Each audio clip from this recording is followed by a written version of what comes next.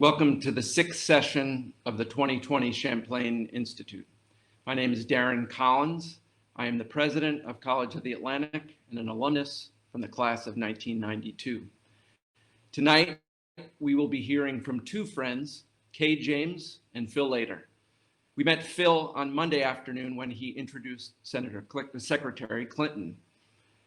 One of the common themes of all of our speakers seems to be range. And Phil Lader is no exception, with great range across both the public and private sectors. Phil was the U.S. ambassador to the Court of St. James's and chairman of WPP, the world's largest advertising company. Phil was also the head of the Small Business Administration under President Clinton, an organization that was such an enormous help to private enterprise, including colleges, during the COVID-19 pandemic. In 1981, he and his wife, Linda, founded Renaissance Weekends, the nonpartisan retreats that work to build bridges between innovative leaders from diverse fields. But let's head south to Cappahosoc, Virginia, for a moment.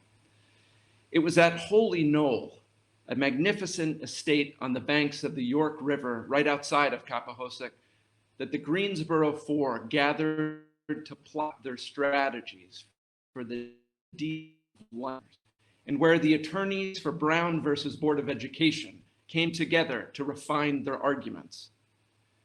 The United Negro College Fund was founded in the dining room at Holy Knoll. It's widely believed that Dr. Martin Luther King penned his "I Have a Dream" speech under the shade of the property's 400-year-old oak tree. Thanks to tonight's featured speaker, Kay James, Holy Knoll is now home of the Gloucester Institute, an organization she founded and now chairs. The Gloucester Institute trains college-age leaders in the African-American community and is committed to providing an intellectually safe environment where ideas can be discussed and transformed into practical solutions that produce results. Mrs. James is also the president of another historic organization, the Heritage Foundation. America's premier conservative think tank, the Heritage Foundation is dedicated to formulating and promoting conservative public policies based on the principles of free enterprise, limited government, individual freedom, traditional American values, and a strong national defense. Principles that you can see and feel and hear throughout Kay's remarkable career. We've heard a lot about individual freedom of expression during these sessions so far, and I'm very excited to hear Mrs. James's thoughts on these issues. Mrs. James has an extensive background in crafting public policy and in leading nearly every sector of America's economy. She has worked at the local, state, and federal levels of government under the administrations of President George H.W. Bush, Virginia Governor George Allen, and U.S. President George W. Bush. She has served on dozens of organizations in the corporate and nonprofit arenas. In 2001, Mrs. James was appointed as director of the U.S. Office of Personnel Management by President George W. Bush, where she designed the process and system through which nearly 170,000 employees from 22 different agencies merged into the new Department of Homeland Security. And I thought it was a challenge to get COA ready to open in the fall during the pandemic. Also, I understand from conversations with Lynn Bolger that Mrs. James loves to cook, and other sources tell me she's quite good at it. Kay says that she's an introvert, but we'll let you decide on that. And I don't know Kay personally, but I'm going to guess that she would be frustrated with me if I didn't also mention that she is the proud mother of 3 children and 5 grandchildren, and wife of Charles James Sr. I wish Kay were here on campus at COA, and I would love to get to meet her personally. But for now, I am honored to welcome Kay James and Phil Lader virtually to the Champlain Institute at College of the Atlantic. The Heritage Foundation is the largest and perhaps most influential conservative think tank in America. For decades, it has played an integral part in shaping the policy of Republican administrations. Today, we have the opportunity to get to know Kay James, an individual whom I've known for many years and for whom I have great respect. She's been a trustee of the Heritage Foundation since 2005, and she's the first woman president to serve in that role. Kay, we're very pleased to have you at the Champlain Institute. And it is my pleasure to be here. Anytime I have the opportunity to have conversation and dialogue with you, it's a great day. Well, this conversation's goal is to help viewers get to know Kay personally, to help listeners have a better understanding of the Heritage Foundation. And in addition to that, to consider how its perspective, if you will, may be shaping the outcome of November 3rd. My role is not to challenge Kay or the Foundation's positions, but to help inform our listeners so that we can all better understand what they stand for and what they believe. So Kay, I want to start with a very personal question. For all of us, our early childhood experiences have a significant influence on our subsequent views.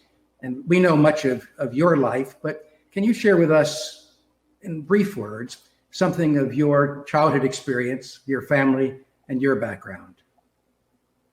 Well, very often I find that people are confused by my background because they somehow perceive that someone with my background would not end up with the particular conservative values that I have. Welfare mom, alcoholic father, born on a kitchen table in the slums of Portsmouth, Virginia, and raised by an aunt and uncle, given every opportunity that I could ever ask for or hope for. And today, I like to say that I am not a conservative in spite of my background, but because of it. Well, let me start then with the toughest question, perhaps. You're the mother of 3 adult children. Amongst your several books is one whose title I've always found interesting, Keeping It Real, What I Wish I'd Known Before I Got Married. And so I take the liberty of asking, what's the most significant learning about marriage and family that you've had since you wrote that book in 2001? Well, first of all, I didn't know how incredibly hard it is. And I wish I had known that. It requires a great deal of commitment to stay in a marriage, to work at a marriage. And I have found it much more difficult to be the mother of adult children than toddlers and school-age kids. Our family is as diverse as you could possibly imagine. And holding a family together with that kind of diversity is challenging, but I wouldn't do it any other way. I am a better person because of the diversity that exists within our family. Some of you may know I have a gay son who believes that, who is as far politically as you could possibly get from where I am. And I have to say that because of him and because of the challenges and the conversations that we have around our dinner table, I am a much better person because of it. We challenge each other, we encourage each other, but make no mistake about it, we are family first. We will defend each other to the death. Well, many of us who participate in the Champlain Institute understand and relate to the challenges to which you just adjust yourself. I look back on all the contributions of your public career, and one of the things that has been of most interest to me is your founding the Gloucester Institute. Could you explain for our listeners what was the impetus to that, and what does it continue to do? Well, you would have to understand the history of that particular property. The Gloucester Institute is housed in a piece of property that's known as the Cradle of the Civil Rights Movement, not the birthplace, but the cradle. And I went there as a very young child, taken there by an adult aunt and uncle who were a part of the cultural and social elite of the Black community. So they would pick me up from the public housing projects with my little suitcase, and I would go there and see the most amazing people engaging in the most amazing conversation. And as an adult, I wondered what happened to that incredible property. And I found out that it had been abandoned, that much of the history had been lost. And I had what I call my Gone with the Wind moment, where I stood on the banks of the York River and said, as God is my witness, I will find the means to restore this place, build it back up, and restore the mission. And the mission was that this was a place where leaders gathered to solve problems, Black and white, rich and poor. And I was so concerned about the tenor of the rhetoric in our country today that I wanted to train the next generation of leaders how to engage in civil discourse. And so one of the first lectures our students get from me when they arrive is, I really don't care if you're a Republican or a Democrat, a liberal or conservative. What I'm most concerned about is that you really want to be a solutionist, someone who wants to solve the complex problems that our country faces today. No talking points, no bumper stickers, no short tweets for answers. We've really got to roll up our sleeves, dig down deep, and be committed to solving problems. And at the end of the day, if we can train the next generation to do that, perhaps they can be a model for our current leadership. Well, your entire career has had its earmark, really, very much that commitment to civil discourse and civility to try to bridge gaps. Your adult life has been dedicated, in your words, to seeking solutions that actually help people, solutions that raise all boats. Your socially conservative positions, however, have often raised questions about these in certain circles. Certainly, it's led to major government leadership roles. You were director of the Federal Office of Personnel Management. You served as Assistant Secretary of the Department of Health and Human Services. To leadership positions in education. You served on the Virginia State Board of Education. You were Dean of the Regents University School of Government. And it's also found you in places of some controversy, but oftentimes of significant influence in the private sector or nonprofit sector, such as when you served as Senior Vice President of the Family Research Council. In each of these roles, you've had a common theme, and I use your words, of seeking to expand the conservative movement in a positive, inclusive way. And so that leads me to ask two questions, if I may. Can one say today that there is one conservative movement? And how do you explain whether or if so-called Rockefeller, Bush, McCain, Romney, and Trump Republicans all fit into what you call one conservative movement? And so I must say then, how can the conservative movement become more diversified and inclusive, your goal, when according to recent national polls, more than 80% of Black women say that the Republican Party opposes their views? Yeah, I think that's a great question and very insightful. One, I do believe that there is one conservative movement, although it has many strands, many subsets of that movement. And a part of my job at the Heritage Foundation is to seek common ground among all of those. And what are the common set of principles that we all agree on? And quite frankly, I think that there's far more agreement than disagreement.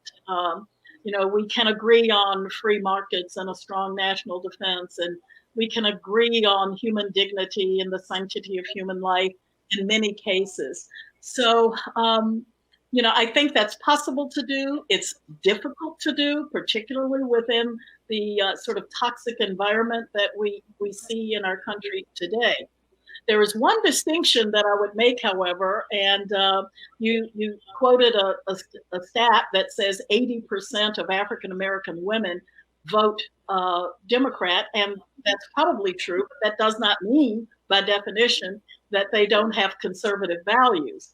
I make a big distinction between the Republican Party and the conservative movement. And quite frankly, I am delighted to be the head of the conservative think tank right now because I tell people all the time, I don't do politics. I'm excited about not being engaged in the political arena right now. At the Heritage Foundation, we call balls and strikes. We've had many disagreements with the Trump administration, and when we do, we say so.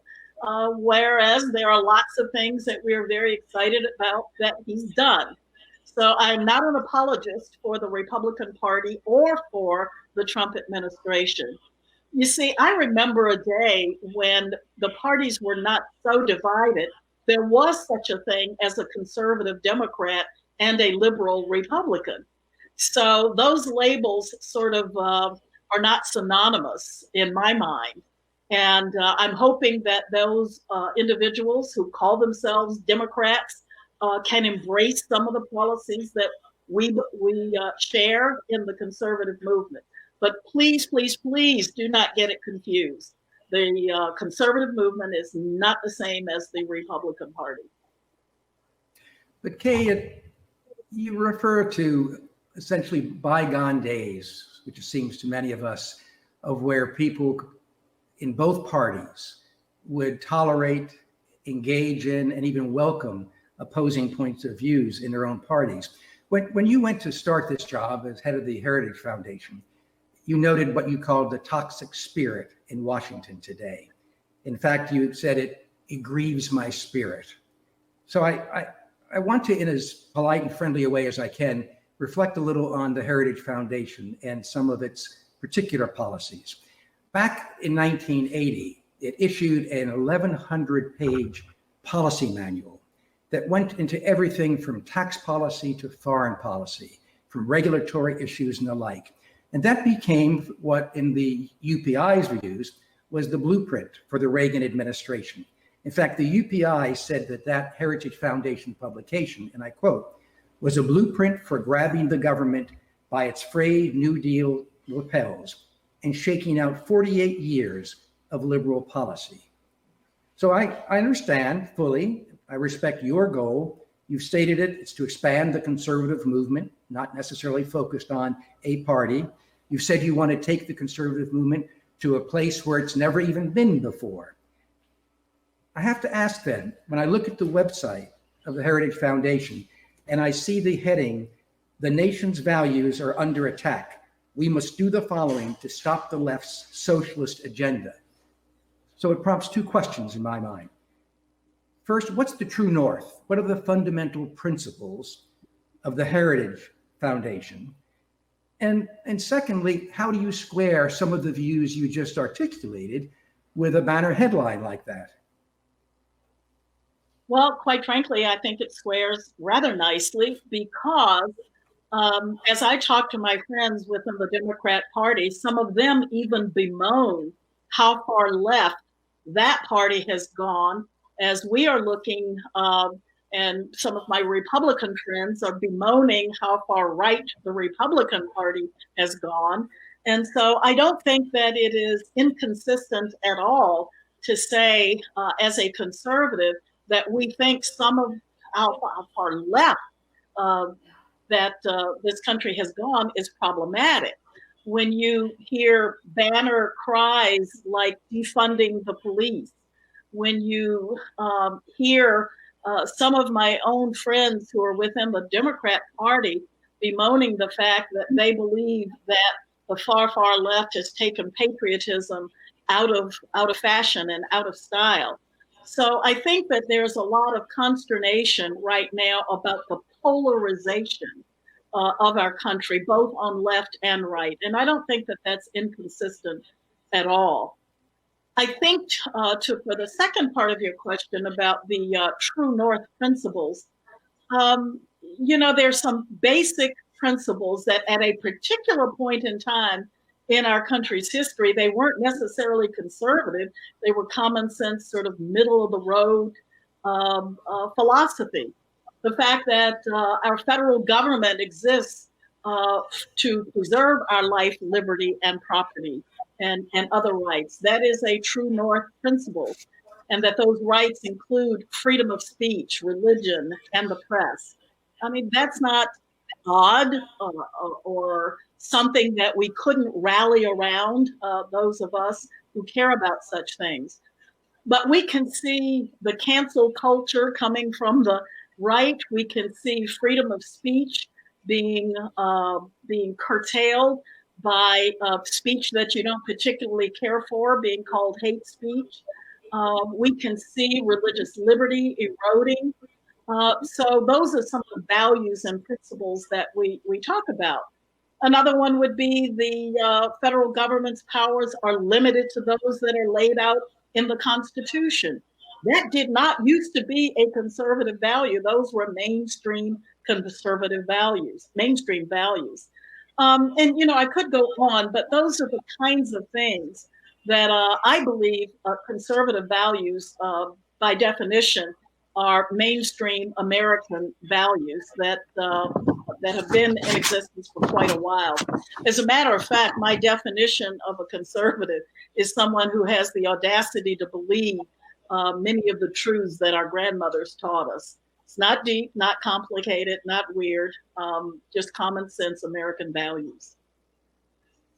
That's understood. I am curious, though, that back perhaps referring to the ascent in the Democratic presidential primary of Bernie Sanders, a Democratic socialist, there was a banner on the website of the Heritage Foundation saying that socialism is trending now in America.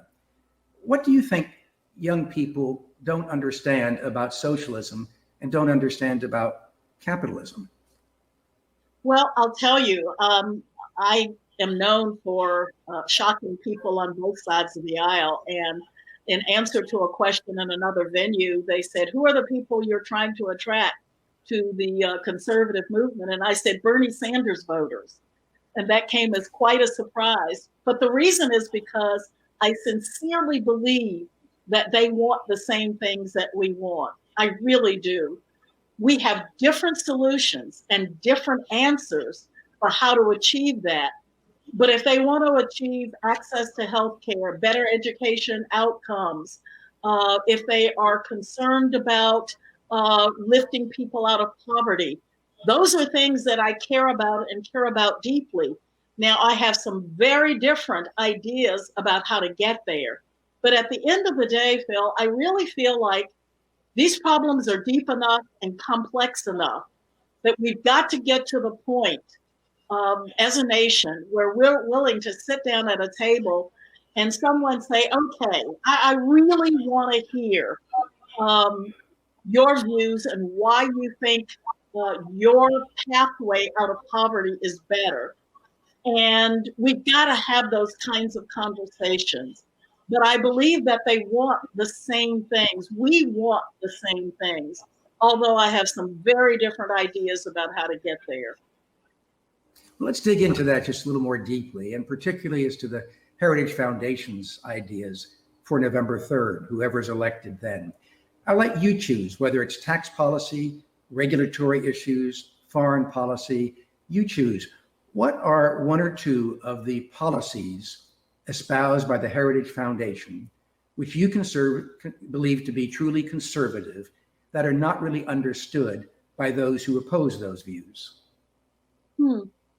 Well, we could, as you said, take almost any of those. And I want to correct something that we sort of said earlier, and that is that the Heritage Foundation has worked with many Republican administrations.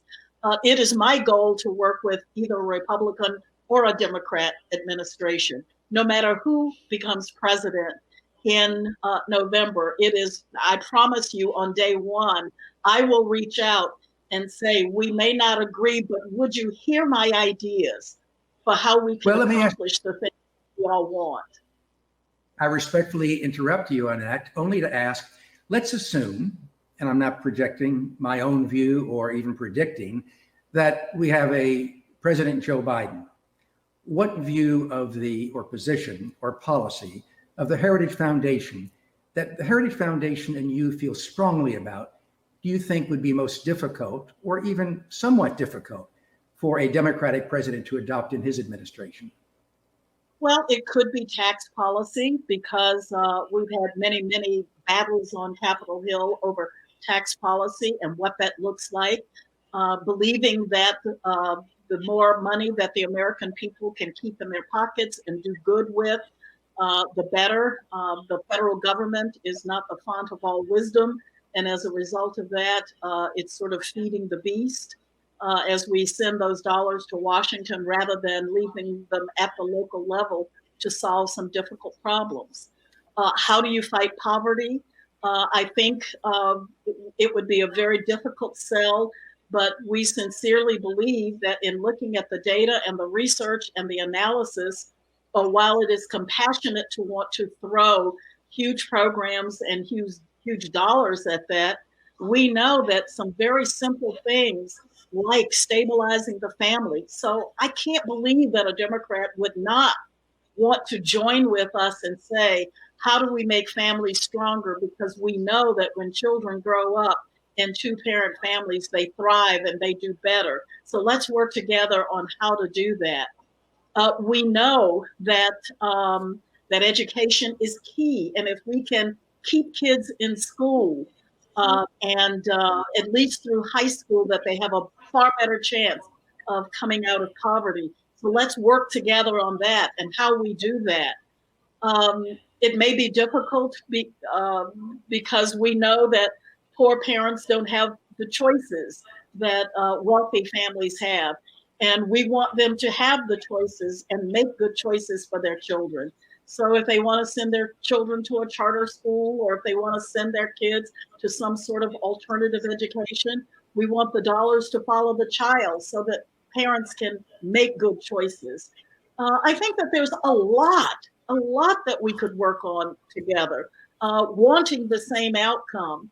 I just hope that that no matter who is president, that we are willing to look at the difficult problems that this country faces and say, let's look at some fresh, new, or different ideas for how to get that done. What would be one fresh, new idea that you think the Heritage Foundation is now advocating on a policy which is not necessarily understood by those further left? A specific policy in any area that you want to identify. Wow. Let's see, it could be almost anything because the divide is so great right now, whether it's tax policy, whether it's policy on how to improve poverty levels in this country, how to provide health care in this country. It could be almost any of those. We fight on all those fronts consistently. What has been, just as one example, on the Affordable Care Act? What has been the Heritage Foundation's approach? We've had a president who for 3 years has certainly voiced opposition to so-called Obamacare. What's the Heritage Foundation's view? And if it opposes it, then what's the substitute? Right. That was very important to me. And so one of the things that the Heritage Foundation did was pull together a coalition of people from the right who had an interest in healthcare and said, okay, if we had a blank slate, what could we do? And if, in fact, the president had a Congress that he could get legislation through, remember, right now, almost anything that went to Capitol Hill would be dead on arrival in the House, may be able to get it and probably could get it through the Senate. So what could be done? And are we prepared for when that happens? And the answer is yes. And we came up with a consensus plan that most of the people who are involved in healthcare on the right have drafted. And I would encourage you, you can go to the Heritage website and find out information on that particular consensus plan that is consistent with the values that we have, that recognizes competition, that recognizes free markets, that allows patients to make decisions about their own health care. So those that consensus plan is there, is available, and ready if we ever have the political climate where something like that could get passed. I hear you when you say, Kay, that there's no direct relationship or a correlation necessarily with one political party for the Heritage Foundation. And yet, if you look at the policies that have been espoused over these several decades, they certainly have been more consistent, if you will, with policies that have been advocated by Republican members of Congress or Republican presidents. And nobody can deny the very, very significant concrete influence the Heritage Foundation has had on public policy during Republican administrations, that the Heritage Foundation has had during those periods. It's interesting because on the one hand, the foundation is a think tank, but it also was recognized for the last 3 years by a University of Pennsylvania study that it has been the most effective public policy organization in the world in terms of impact. So we have to take seriously not just the general points that you raised, what are the specific policies espoused by the Heritage Foundation? And also it was named second in the country last year as most effective for its advocacy. Now this has led to some controversy, and one of your former trustees of the Heritage Foundation, a former congressman, has said, and I want to quote to be accurate, Heritage has changed from a highly respected think tank to just a partisan tool and more ideological, more of a Tea Party organization than a think tank. So I ask of you, notwithstanding your protestation, which I respect, that you seek to be nonpartisan, that is it appropriate for a policy think tank to engage in advocacy in this dimension? And secondly, in keeping with the Champlain Institute's approach this week of raising questions about what's at stake on November 3rd, what, in terms of specific advocacy, is the Heritage Foundation, which you lead, going to be pushing for policy-wise for the next administration? Well, let me say a couple of things. First of all, nothing would please me more if there was something called a conservative Democrat. I would love that, and that used to exist. And when it did, the Heritage Foundation worked actively with them. So, of course, because the Republican Party has more conservative leanings, we are able to work with that party and get things done. But I assure you, nothing would please me more than if there was something called a conservative Democrat that we could work with. So that's number one. Number two, every administration, we lay out a policy initiative, and you referred to the one back in 1980, which is the mandate for leadership. And we always lay that out, and we've just released our mandate for leadership for the next administration, whatever it is, to say if you had conservative policies, this is what they would look like. So that manual still exists today. And we're hoping, we would hope, it is our great desire that that if someone was interested in really solving problems and looking at answers, no matter where they came from, the left or the right, if there were answers to tough problems that really work, that they would look at that. So I'm hoping, whether it's Joe Biden or Donald Trump, that either one of them would look at the mandate for leadership and say, here are some suggestions and ideas for good policy. So yes, I can see that because of the fact that our country has become more divided, the Democrat Party has become more liberal, the Republican Party has become more conservative. We work with the Republican Party or the Republican administration and lawmakers as best we can. But I can tell you in no uncertain terms, it would be our desire to work with anyone who wanted to advance conservative policy. Do I hear then an endorsement of a potential Democratic nominee for president who's a conservative Democrat? Oh, yes, I'd love it. I don't mean to get you in trouble with your own base, if you will, at the Heritage Foundation. My base is the conservative movement. My base is not the Republican Party. It's a set of values and ideals. And, I've been at this long enough where there actually were conservative Democrats. Not anymore. Remember, I used to be a Democrat.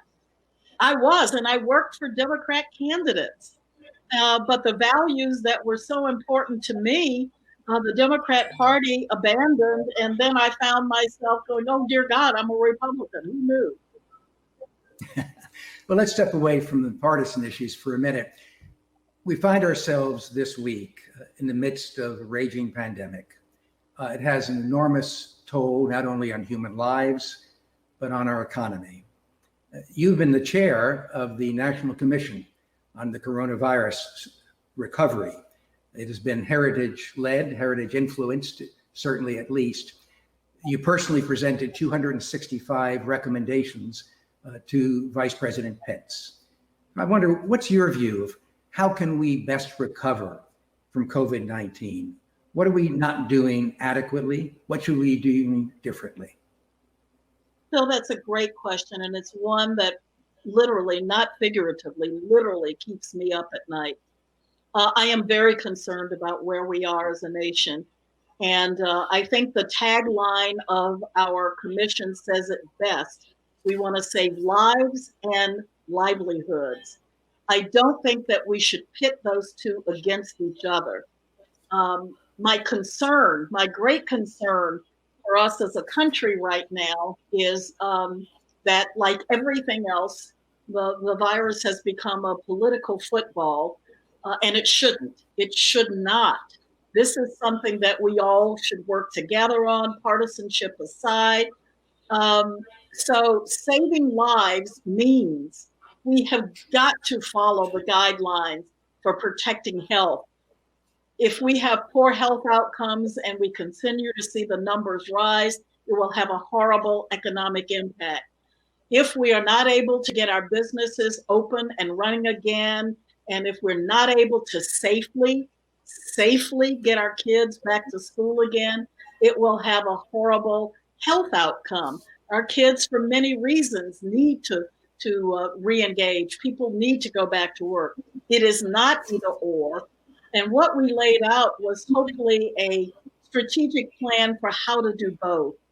But I am concerned that people are not following social distancing, wearing masks, staying at home and in place when asked to do so. And if we want to get the economy going again, we have to protect health. And if we want to protect health, then we've got to get the economy going again. We have to do both. It is not either or. What I don't understand, Kay, though, is if I look on the Heritage Foundation website, there's a webinar entitled, "How Can State Legislatures Curtail Governor's Shutdown Powers?" Interesting. Further, there are a number of criticisms of Congress's stimulus packages. Do you think, as the leader of the Heritage Foundation, that the federal government's actions have been adequate or inappropriate? How do you square your views that you just articulated with what seems to be appearing the Heritage Foundation positions? Nicely. Even as to they are the yeah, they are not in conflict at all. Let me give you some examples. In talking about curtailing governor's powers, we were very concerned at the Heritage Foundation that some governors overstepped their powers with things like religious liberty, imposing guidelines on churches that they did not impose on businesses. And so we have to make sure that the guidelines were equitably administered across the entire culture and society. And we saw many sort of disparities. So we sincerely believe that the power lies with the governors, but with a right understanding of how to exercise those powers. So I don't think that that's inconsistent at all. Could the federal government have done a better job? Could we be doing a better job? Absolutely, we could. I am very concerned about how the resources have flowed, how they have been administered. And why are we concerned about some of the stimulus package? When you find in the stimulus package where it is more profitable to stay at home and receive unemployment, then return to work. That needs to be fixed. When you figure out that there are those individuals and companies who should be receiving resources when they're going places that perhaps they shouldn't go, that needs to be fixed. So it is not inconsistent at all to say that we believe that there's some things the governors could do better, and we believe that there's some things in the stimulus packages that need to be fixed. Understand. In addition to the pandemic that has challenged us in recent months, we have also dealt with an issue that I'd like you to address.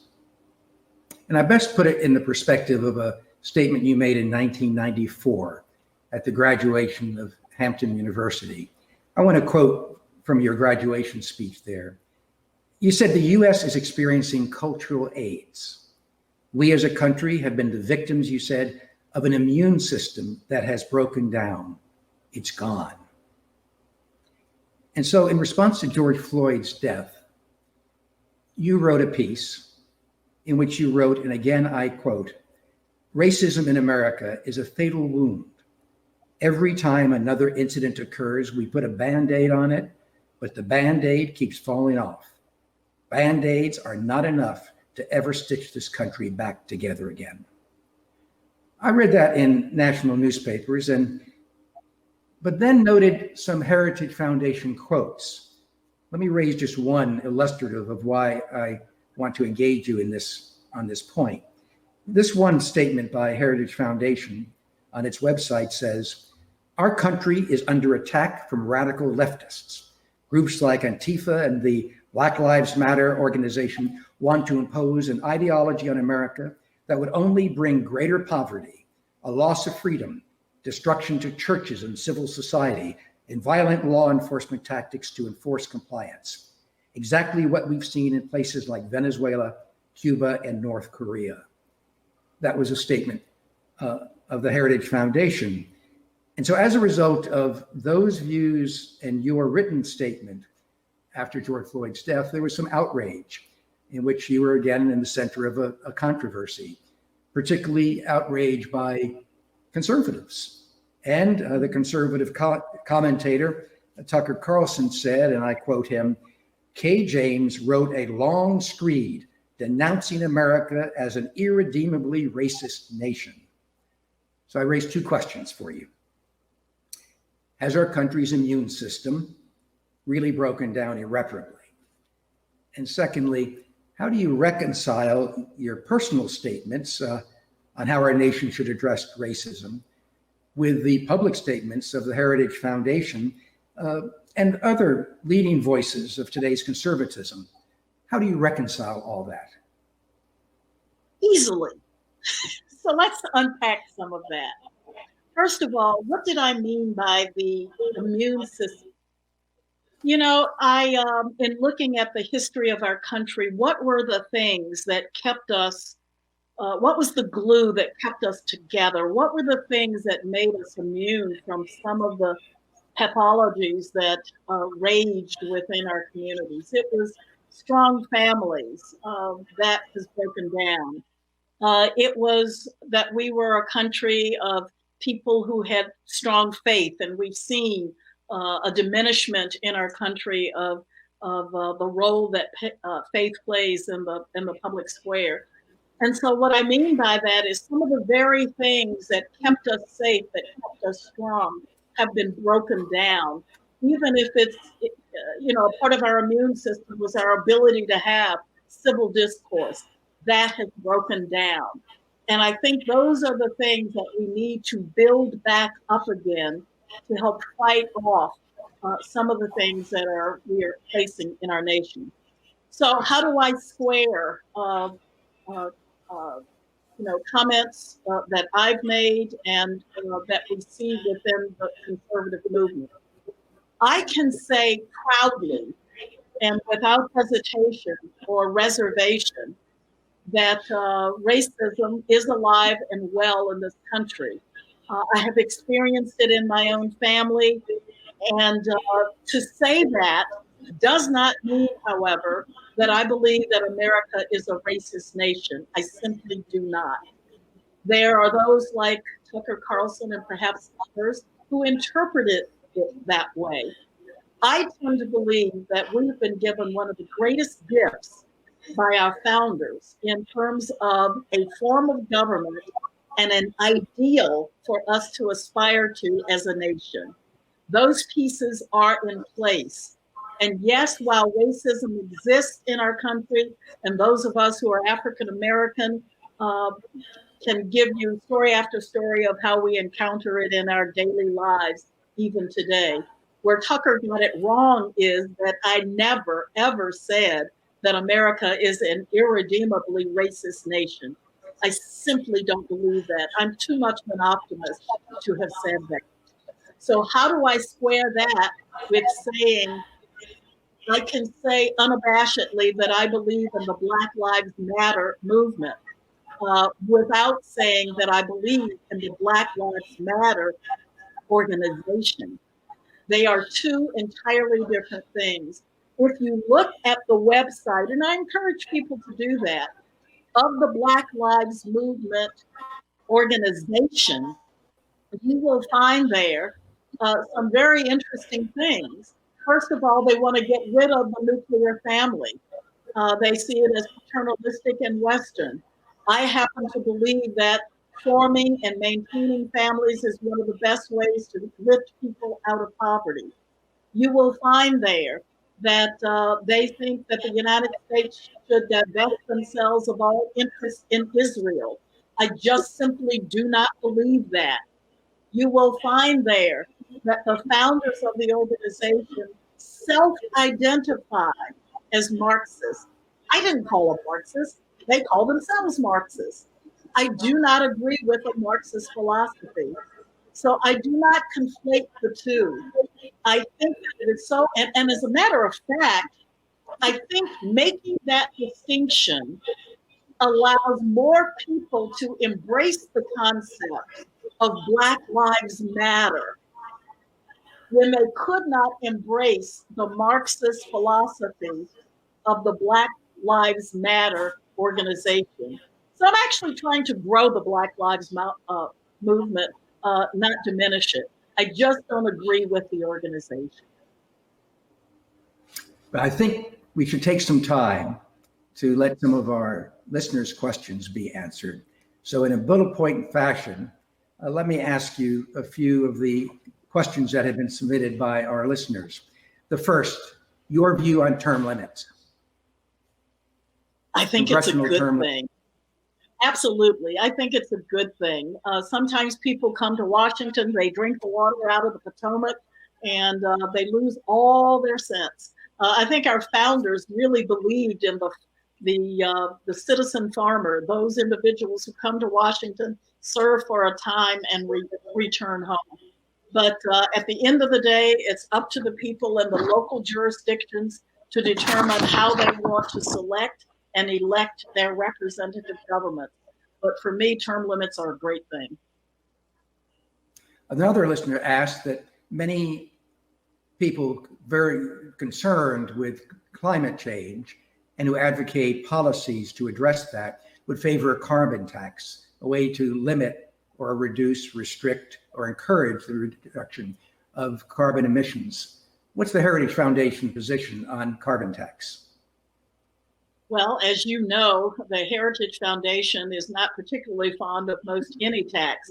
But at the end of the day, we want to do things that will actually enhance our environment. And the impact of a tax like that is questionable at best.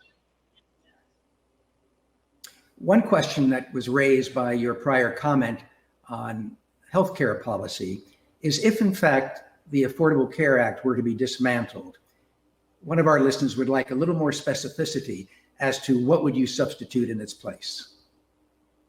We would substitute in its place a system that allowed more flexibility by the individual, more competition in the market.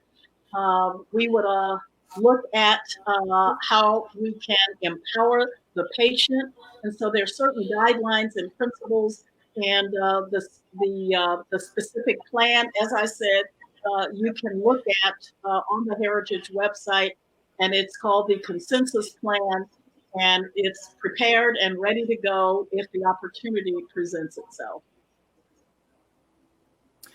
Another of our listeners, very impressed by your seeking to reach out and broaden the conservative movement, is concerned about freedom of expression and of speech.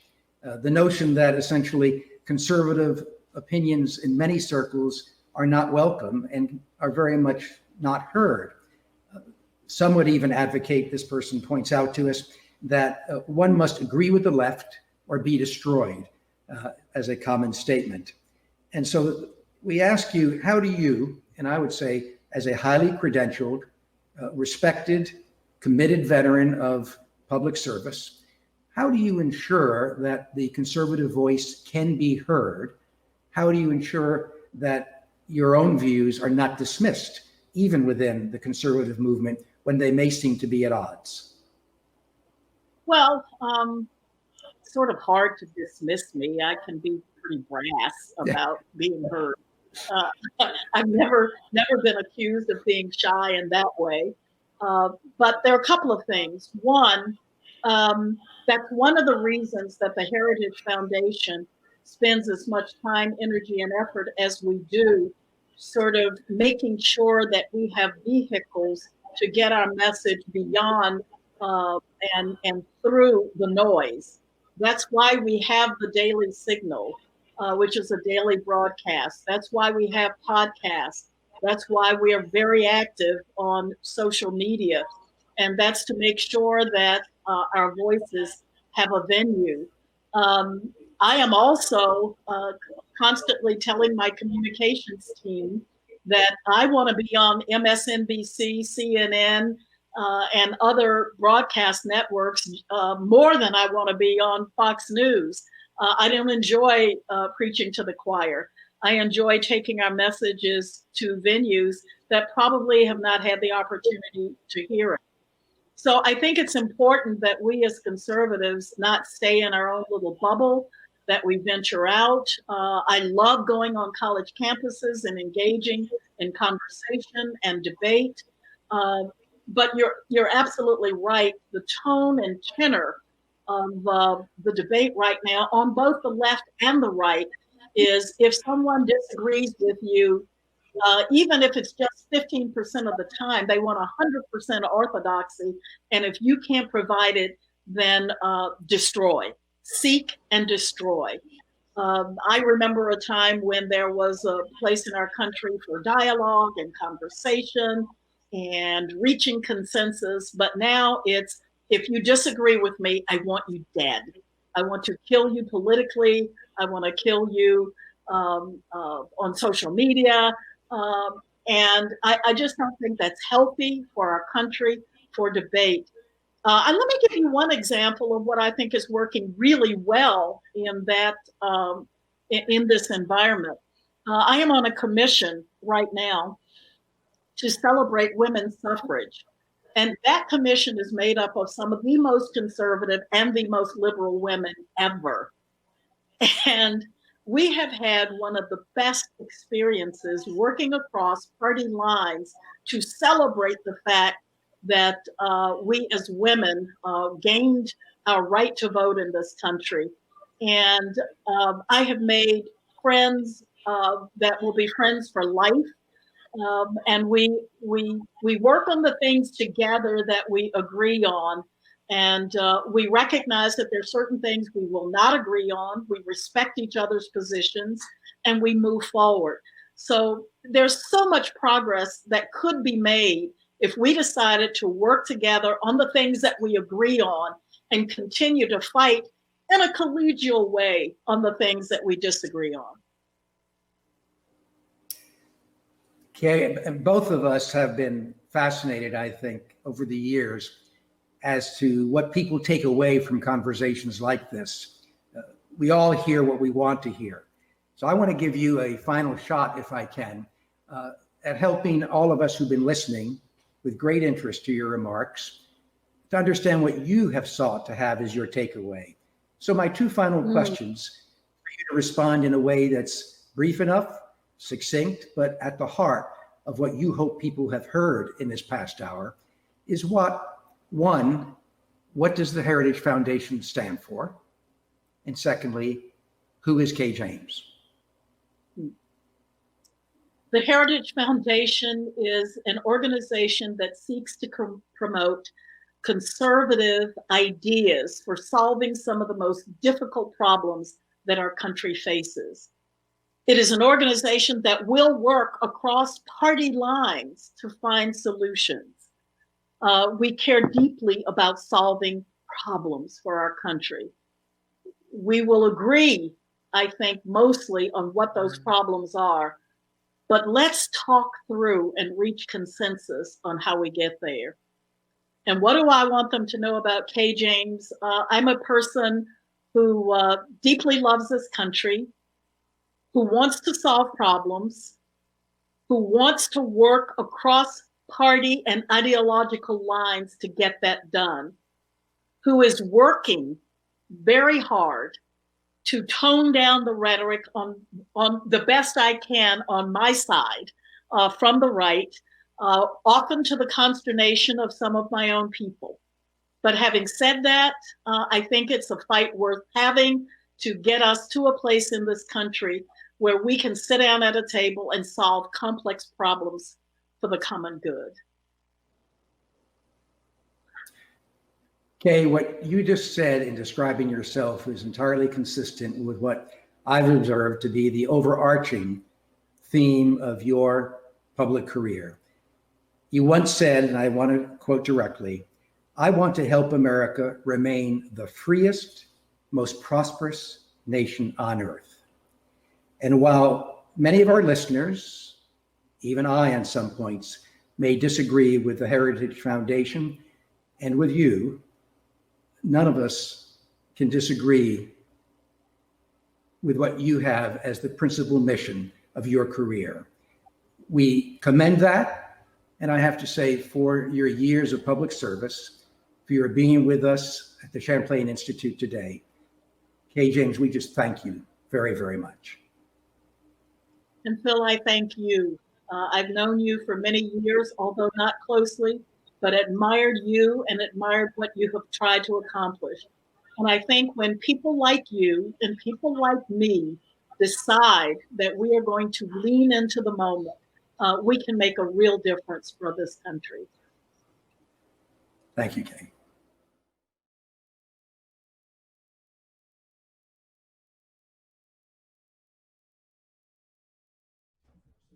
Thank you, Ambassador Lader and Mrs. James, for that wonderful conversation. Coming up next at 6:15 is Senator George Mitchell. Grab a drink and we'll be right back. Thank you.